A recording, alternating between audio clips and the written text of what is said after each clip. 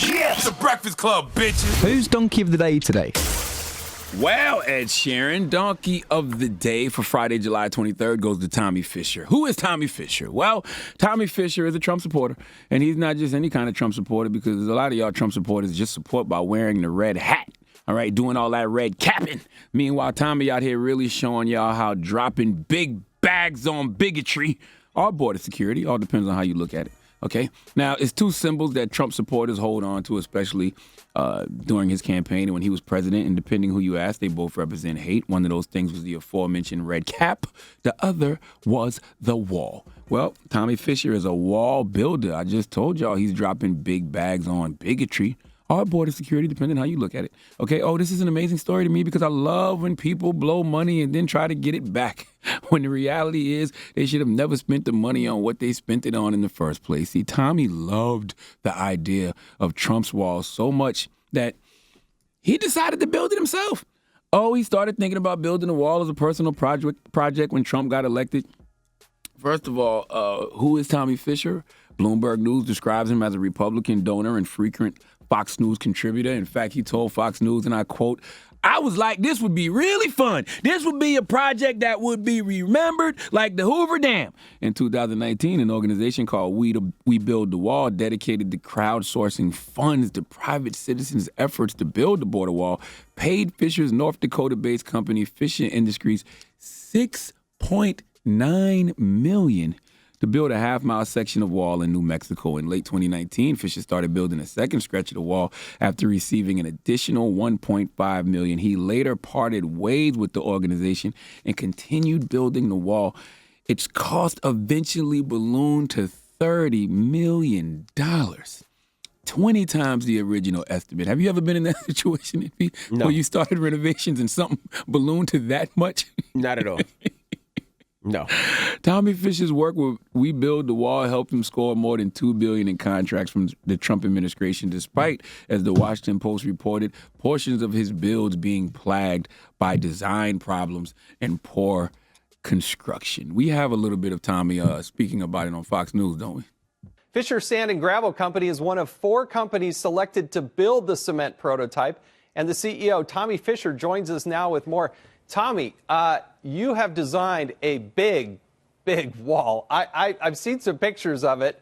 It's one of 4 prototypes. The lack of funding is there from Congress. Give us a sense. How big is that wall that we're looking at a picture of right now?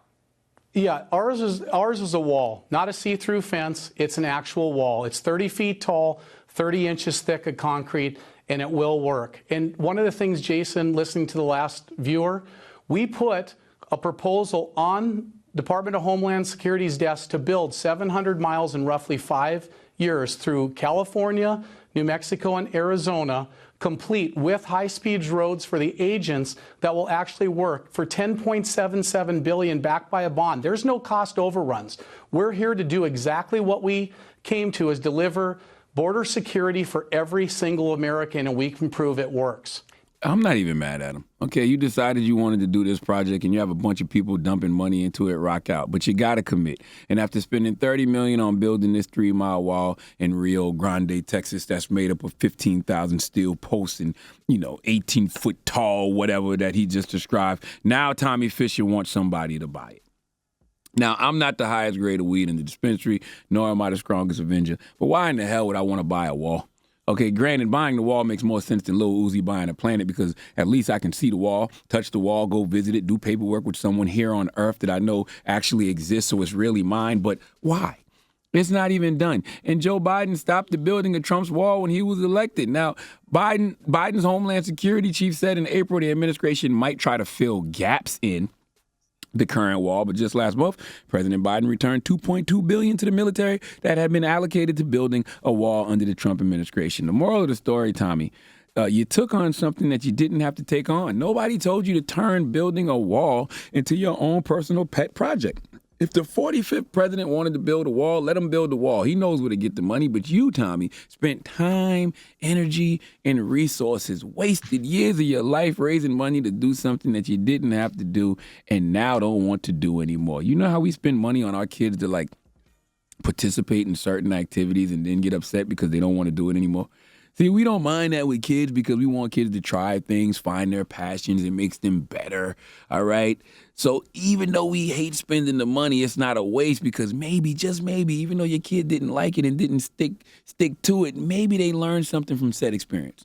I'm only telling you that to let you know this is not Tommy Fisher's situation. Tommy is not a kid. He's a grown-ass man. And nobody told him to get involved in building something that is a symbol of hate and intolerance. Some people will say it's for security reasons. Well, I don't know. All I know is it's not Tommy's job to be security, okay? Who died and made you a top-flight Homeland Security chief? All right, Tommy, you really the bouncer in the club taking this job way too serious. When you have the crowdfunding ability that you have and are able to raise this kind of capital, you chose to spend it on what you call the Lamborghini of walls. You was better off buying an actual Lambo, all right? Now Tommy hopes that as border control remains a problem, the federal government will be moved to take over his private wall. Not this government. You might have to wait until the next red cappers get back in the big house because some of that wall may be up, but you stuck. Now, Bloomberg Report did a story about this, and I think that they summed it up really, really well. Listen. This is a story about an individual called Tommy Fisher. He built a 3-mile wall. The next step was, can I sell it? That hasn't happened yet. He completed the wall in early 2020, and since then has been embroiled in various lawsuits. It's one of a kind. Tommy Fisher built a 3-mile-long, privately funded border wall. Most of the land is privately owned. The next step was, can I sell it and make back my money on it or commission somebody to get me to do more of these? Fast forward to summer of 2020, Bannon and his alleged co-conspirators are arrested for essentially defrauding their supporters. They're alleged to have run out of money, and they stopped spending money to Tommy Fisher.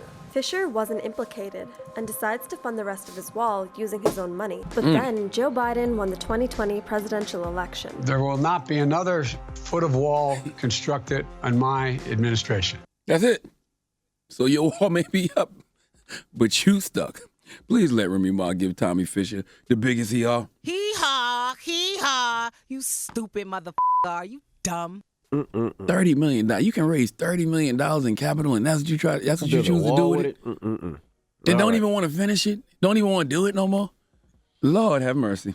Donkey of the Day is brought to you by the law office of Michael S. Lamonsoff. Don't be a donkey. Dial pound 250 on your cell and say the bull if you've been hurt in a construction accident. That's pound 250 from your cell and say the bull.